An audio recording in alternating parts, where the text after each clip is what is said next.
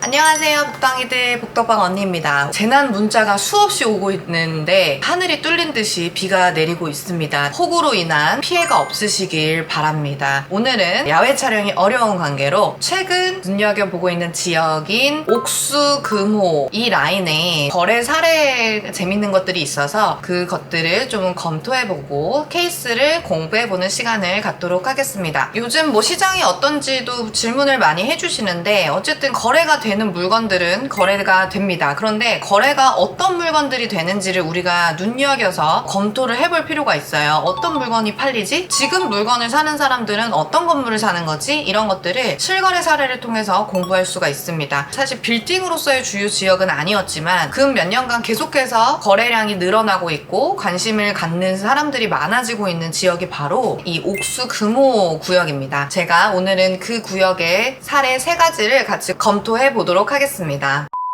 여기가 강남이죠. 이 강남에서 동호대교를 넘어서 올라가면 바로 옥수역, 금호역 3호선, 그리고 5호선 신구모역, 그리고 그 옆으로 이제 약수역까지 이어지는 이 라인들 최신 따끈따끈한 사례를 한번 검토를 해볼 건데, 동호대교만 넘으면 도달할 수 있는 강남 접근성이 우선 기본적으로 굉장히 좋습니다. 그리고 이 근방 라인들은 지하철을 이용하기가 굉장히 편해요. 그래서 대중교통의 접근성도 굉장히 좋다. 사실 중요한 게 레미안 옥수 리버젠, 이 편한 세상 옥수 파크힐스, 금호 파크힐스, 금호 파크자이 이런 식으로 이 옥수 금호 라인으로 해서 굉장히 신규 아파트들이 대거 입주를 한 상태예요. 이쪽 라인들의 아파트 값 자체도 주택 가격도 지속적으로 상승을 하고 있고, 그 이유는 보다 강남 업무직으로의 접근성도 편하고 강남 상권을 이용하는 것도 굉장히 편하기 때문이라는 생각이 들어요. 그리고 왼쪽으로는 한남동, 오른쪽으로는 성수 해서 이 서울에서의 생활권 자체가 굉장히 좋은 입지라고 생각이 들어서 저도 만약에 집을 산다면 옥수 금호 집 사고 싶습니다. 아무튼 anyway 본격적으로 실거래 사례를 한번 같이 검토를 해보도록 할게요. 옥수역에서 유일한 근생 상권이라고 할 수 있는 이 라인에 있는 이 건물이 이 옥수역 이쪽으로 해서 다 주변으로 아파트 단지로 둘러싸여져 있고 굉장히 오래된 근생 상권이라고 보시면 되세요. 그 중에서 이 건물이 최근에 39억 3천만 원에 거래가 됐고요. 지하 1층에서 지상 3층 건물이고 매도자가 21년도에 매입을 해서 임차인을 명도시키고 주택을 근생으로 용도 변경까지 마친 상황이었어요. 사실상 그냥 바로 인수한 다음에 바로 리모델링이나 건축 행위가 가능한 상황이라서 시간적인 로스도 줄일 수 있는 상태여서 40억 언더의 리모델링 가능한 물건으로 제가 정말 추천드렸던 물건인데 저희 알파카 부동산 법인에서 거래가 완료가 됐고요. 그런데 이게 왜 중요하냐, 2년 전 7월 22일에 38억 3천에 매입하셨어요. 지금 얼마에 다시 내놓으신 거죠? 39억 3천에 매각을 하셨습니다. 거의 원가 이하의 값으로 처분을 하신 거라고 볼 수 있어요. 이 매도자 같은 경우는 한남동에 굉장히 많은 건물을 갖고 계신 분인데 다 한남동이고 옥수동 건물 하나 가지고 계셨었는데 이 물건을 조금 빠르게 처분을 원하시다 보니까 손해를 조금 감수하고 라도 거래를 원하셨어서 최종적으로는 39억 3천만 원으로 거래가 됐습니다. 이 건물 같은 경우는 8m 도로를 끼고 있는 56평 대지의 제2종 일반 주거 지역이에요. 법정 용적률을 200%까지 채울 수 있기 때문에 4층까지 증축을 만들 수 있는 상황이라서 이 위쪽을 테라스 루프탑으로 이용하면 정말 좋겠다. 언덕이잖아요. 이렇게 탁 트인 뷰가 나올 수 있는 상황이기 때문에 그런 형태로 제안을 드린 물건이었습니다. 옥수동 같은 경우에는 다 비슷한 50평대의 신축 물건들인데 호가가 1억 이상으로 나오거든요. 근데 여기에 있는 이런 깔끔한 건물들 같은 경우에는 만실 상황이에요. 구축 건물이 많은 상권 안에서 신축이 되거나 리모델링이 돼서 깔끔하게 나오는 물건들은 임차인들의 선호도가 상당히 높아진다라는 장점이 있고, 음식점부터 학원, 공방, 쇼룸, 사무실, 배우 세대가 워낙 이제 탄탄하기 때문에 항아리 상권적인 특징과 근생 상권적인 특징을 골고루 복합적으로 가지고 있는 상권이에요. 이 물건 가져가신 분은 정말 좋은 가격에 잘 사셨다라는 생각이 들더라고요. 요즘 이런 식으로 원가보다 좀 싸게 나오는 물건들이 있어요. 건물이 많은 매도자들 혹은 부동산이 많은 매도자분들이 장가지들을 쳐내면서 추리는 과정 안에서 약간의 손해를 감수하더라도 매각을 하는 이런 사례들이 종종 나오고 있습니다. 이런 물건들은 경쟁도 치열하고 잘 잡는 게 또 매수자의 몫이죠.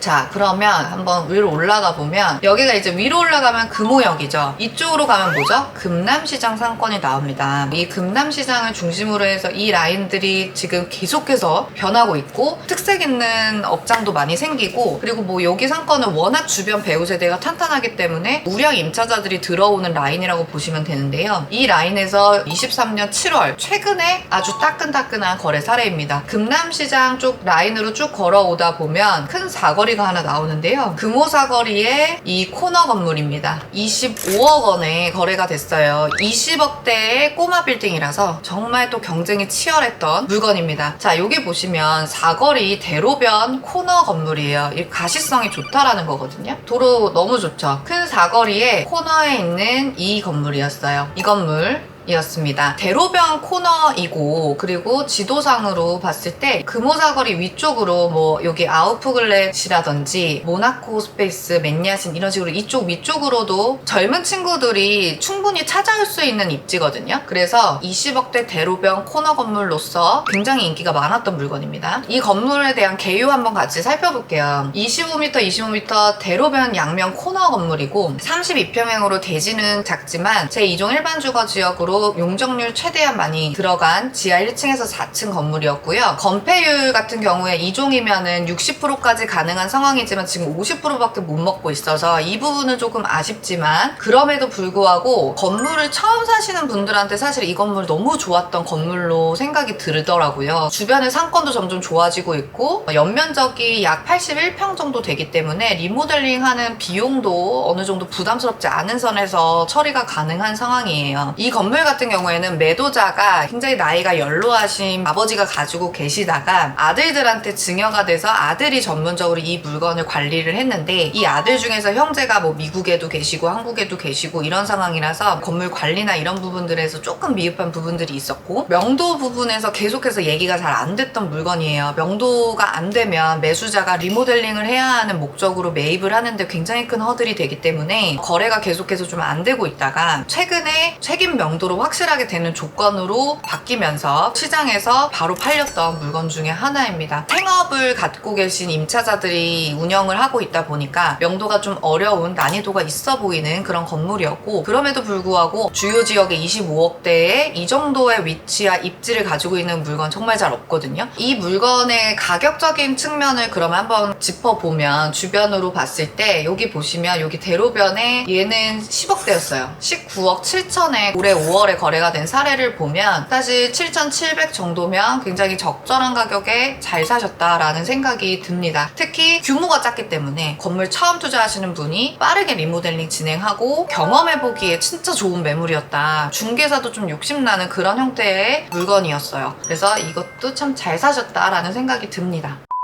마지막 세 번째 정말 할 얘기가 많은 물건이에요. 금호 사거리에서 쭉 이제 또 올라가면 신금호역이 나와요. 금호 상권 소개하면서 영상에서 소개시켜드렸던 물건이 있죠. 바로 스타벅스, 금호역 스타벅스. 3분 출구에서 5걸음 엎어지면 코 닿는 거리에 위치한 이 신축 스타벅스 건물 제가 소개시켜드렸는데 기억나시나요? 아주 낡은 건물을 매입을 하셔서 굉장히 디벨롭을 잘한 사례로 제가 소개시켜드렸던 물건이고 사실 그때 영상을 보고 정말 많은 분들이 이거 어떻게 한 거냐 문의를 많이 주셨던 화제의 건물입니다. 근데 이 건물이 팔렸습니다, 여러분. 이런 건물이었어요. 이 건물을 21년도 5월에 42억에 매입을 하셨고 최근에 4월에 70억 5천에 매각을 하셨습니다. 이 물건도 보면 역출구 바로 앞에 있는 20m 대로변에 60평 정도 되는 대지 위에 지어진 신축 건물이었고요. 용적률 200% 완전 가득 채워가지고 지어져서 연면적이 159평 정도 나오는 규모 있게 잘 지었어요. 진짜 잘 지었고 지하 1층에서 4층 건물인데 제가 이거 매도자분한테 한번 물어봤더니 사실 이 물건을 사게 된 가장 큰 포인트는 이 지하 1층이 지상으로 노출되는 건축이 가능하다는 점이었다라고 말씀을 하세요. 이 매수자가 이 물건 검토하실 때 이 주변에 있는 건축물 대장을 진짜 다 떼봤어요. 다 떼서 이 주변에 신축된 물건들의 어떤 공통점 같은 거를 찾아서 신축의 플랜을 같이 좀 검토를 요청을 드렸었는데 그때 포인트가 옆 건물을 보니까 지하 1층이 1층으로 노출된 형태였거든요.